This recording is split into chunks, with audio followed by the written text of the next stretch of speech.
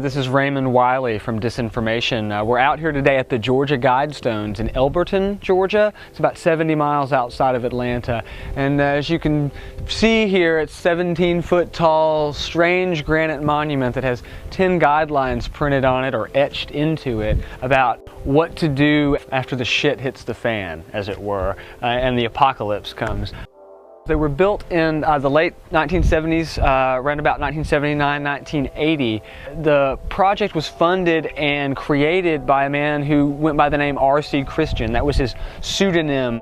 R.C. Christian's an interesting fellow because apparently he has some sort of Cold War fears, nuclear hang-up perhaps, that's made him decide that he wants to create, well, what is essentially a giant Rosetta Stone. Though it does have these 10 guidelines on it, I think what is as important as that is the fact that they're printed in the 8 most popular modern languages. No one knows exactly who R.C. Christian was, but it's known that he was backed up by a small group of men and that he was maybe a level of about $250,000 to $300,000.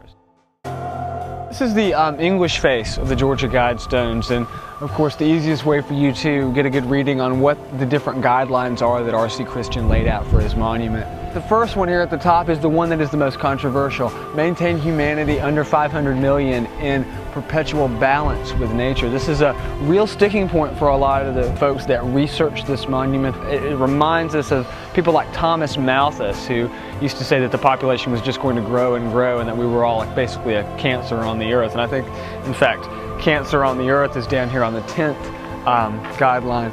So that's caused a lot of controversy over the stones, and we'll go through some of the other ones in a minute, but I mean, as an example of this controversy, you can see here that the face is heavily damaged.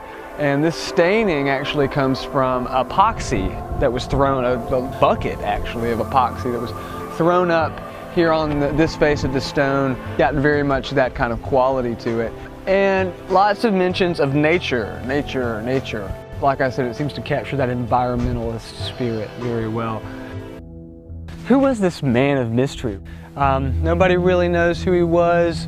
There are anecdotal stories that he said his mother came from Georgia, and that was perhaps why he chose to build the monument here. He publishes his book, Common Sense Renewed, out of a publishing company in Iowa, so I've often wondered perhaps he's from there.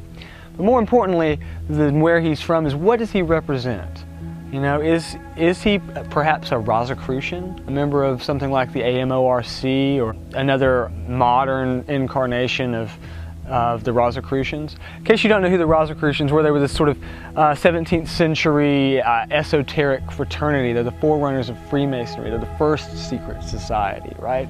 And actually, it's not even known whether they even existed at first. They announced themselves through manifestos printed in Germany in around about 1608.